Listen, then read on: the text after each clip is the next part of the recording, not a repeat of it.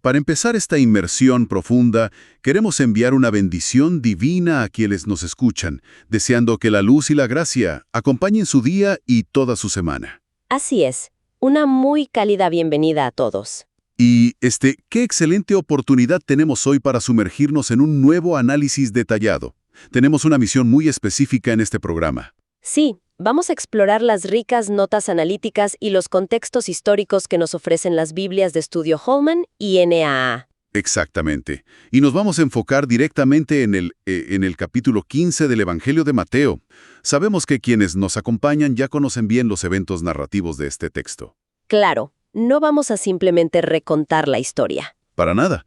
Nuestro objetivo hoy es descubrir la tensión, esa tensión fascinante que existe entre la tradición humana institucionalizada y la verdadera pureza del corazón. Y también observaremos cómo la compasión, cuando lo entendemos en su contexto histórico original, tiene el poder de romper fronteras.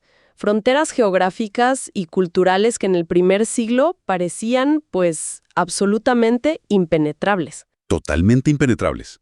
Y me emociona mucho este tema. Lo fascinante aquí es que al sumergirnos en los detalles sociopolíticos y lingüísticos de estos textos antiguos, los paralelos con la forma en que las instituciones manejan las reglas y la empatía hoy en día revelan una complejidad asombrosa. Es que es un reflejo de la sociedad, la verdad. Tal cual.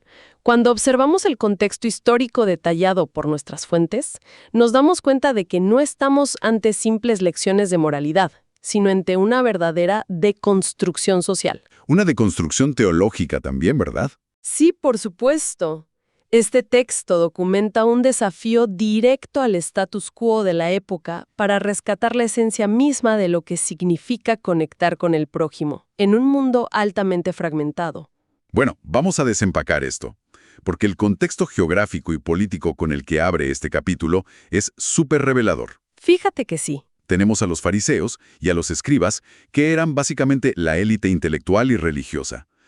Y viajan desde Jerusalén hasta Galilea. Que no es un viaje cualquiera. Exacto.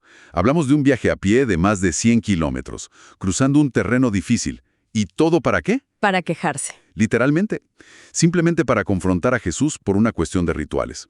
Específicamente, le reclaman que sus discípulos no se lavan las manos antes de comer. Suena casi cómico hoy en día. Claro, en la superficie, y para una mente moderna, esto podría parecer un debate sobre higiene básica, como si fuera una campaña de salud pública. Pero las notas de nuestras fuentes de estudio revelan que la teoría microbiana no existía en el primer siglo. Nadie sabía que era una bacteria. Exacto. Lo que estaba en juego era una cuestión de pureza ritual extrema y de identidad nacional.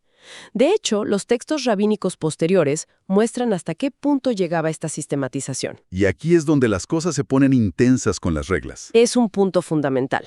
Para entender el nivel de rigor religioso y por qué justificaba un viaje desde la capital, tenemos que observar la Mishnah, específicamente el tratado Yadayim.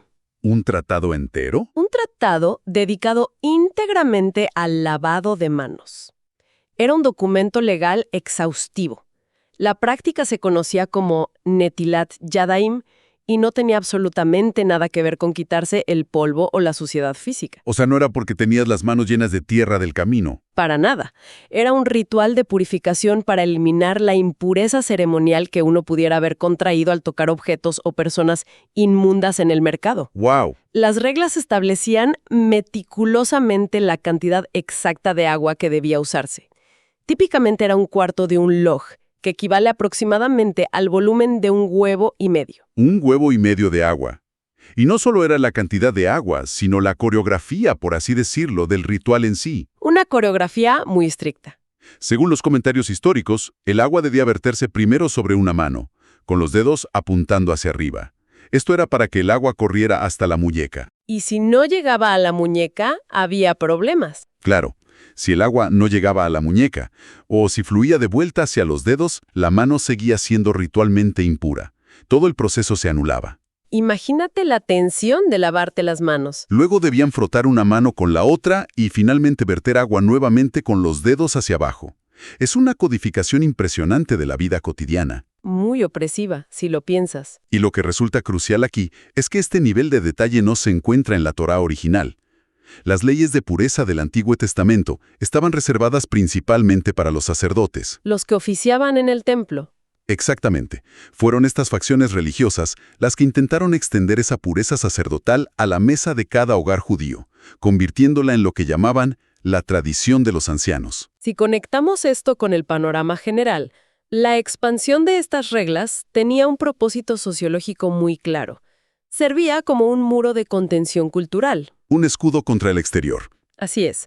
En una Judea ocupada por el Imperio Romano, mantener estas estrictas tradiciones era una forma de preservar la identidad judía frente a la asimilación pagana. Tenía sentido desde su perspectiva de supervivencia cultural. Sí, pero el peligro de esta hiperregulación, como bien señalan las notas de la Biblia de estudio NAA, es que la tradición humana comenzó a tener más peso que la propia revelación divina. Se volvieron las reglas por las reglas mismas. Hasta el punto de que negligenciar este lavado llegó a ser considerado por algunos rabinos como un pecado tan grave como la inmoralidad. Llegaron a afirmar que quien comía pan con manos impuras era como si tuviera relaciones con una prostituta. Venían buscando una condena seria. Y la respuesta a esa acusación es brillante, porque Jesús no se centra en defender a los discípulos o debatir la técnica de lavado. Expone cómo esa misma devoción a la tradición estaba siendo utilizada para violar mandamientos divinos explícitos. Les da la vuelta por completo. Y es aquí donde entra el concepto de la regla del Corbán, que me parece uno de los aspectos más reveladores de este estudio. El Corbán es clave para entender la hipocresía que se estaba señalando. El Corbán era un voto o una ofrenda dedicada a Dios. Lo que los líderes habían establecido era básicamente un vacío legal teológico. Una trampa legal. Exacto. Si un hombre tenía padres ancianos que necesitaban apoyo financiero, lo cual es un mandato directo de honrar a padre y madre, este individuo podía simplemente declarar que sus bienes eran corbán. Al declarar los bienes como corbán, se consideraban consagrados al templo, y lo perverso de este sistema, según el análisis histórico de nuestras fuentes, es que la persona a menudo podía seguir utilizando esos bienes. Para su propio beneficio. Sí, para su beneficio personal durante toda su vida, pero quedaban estrictamente prohibidos para el uso de cualquier otra persona, incluidos sus padres. ¡Qué conveniencia!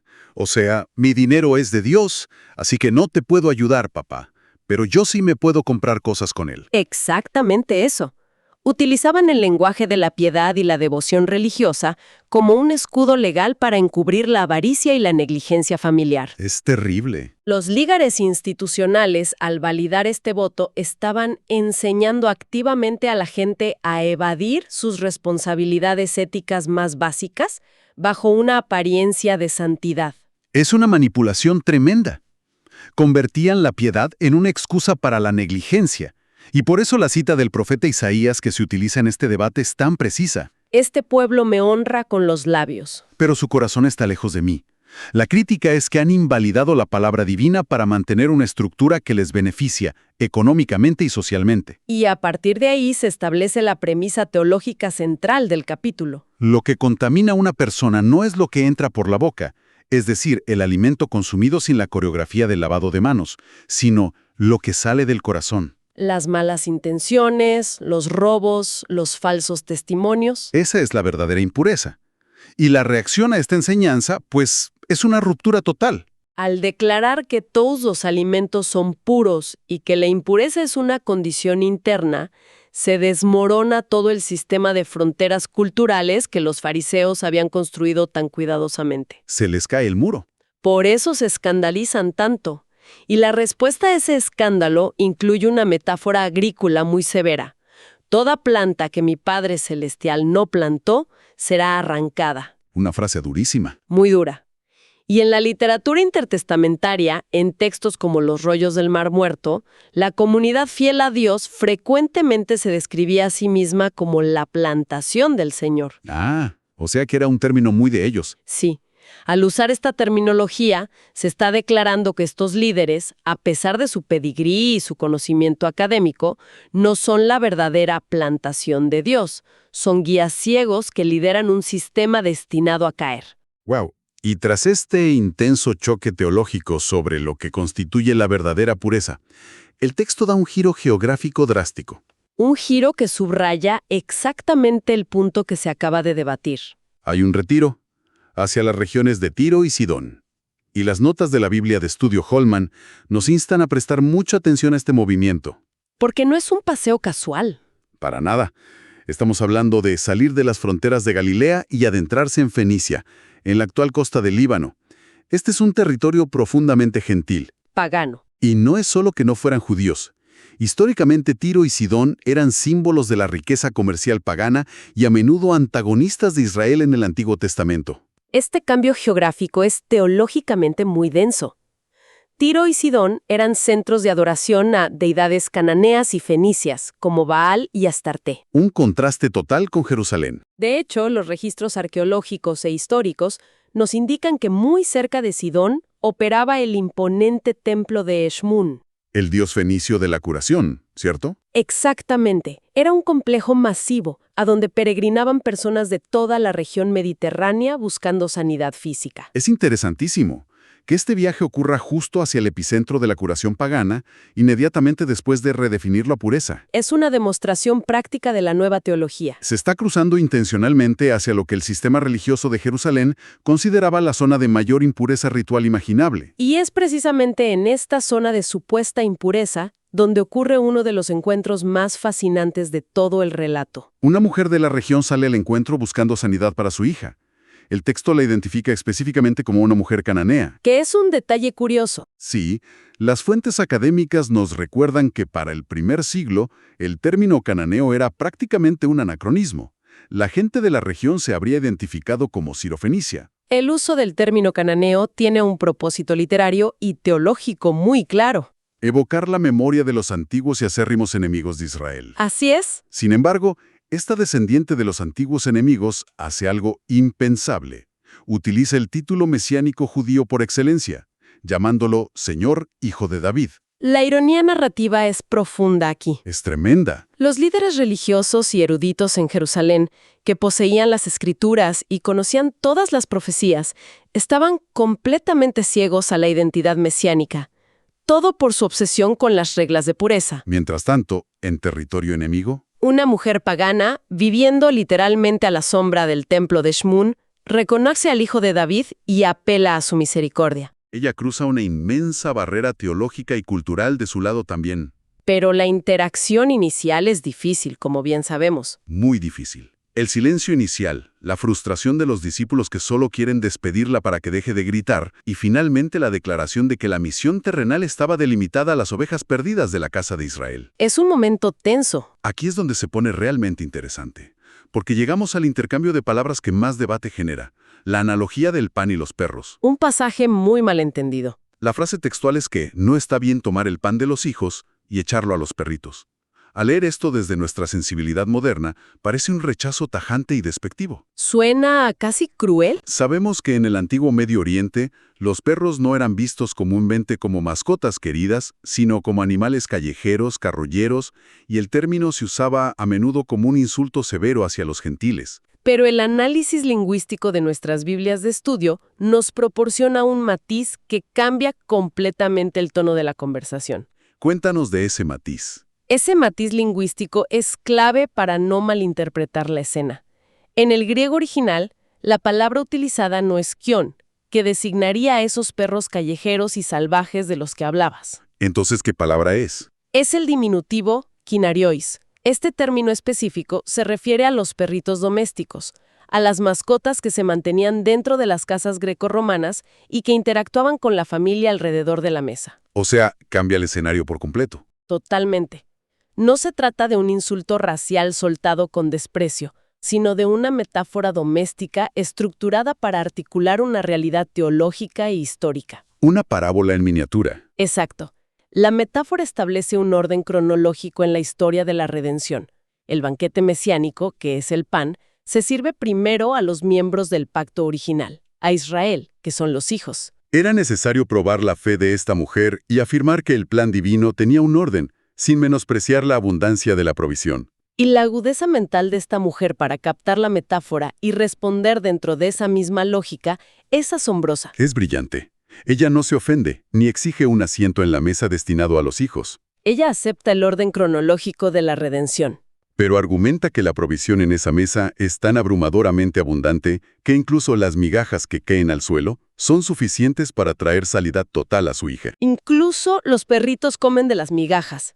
Al decir eso, demuestra una comprensión de la gracia que supera con creces la de los eruditos en Jerusalén, que viajaron 100 kilómetros por el lavado de manos. Su fe es elogiada públicamente como grande, un adjetivo que rara vez se usa para describir la fe de los mismos discípulos en estos textos. Su hija es sanada a distancia, marcando un preludio innegable de la futura misión hacia el mundo gentil.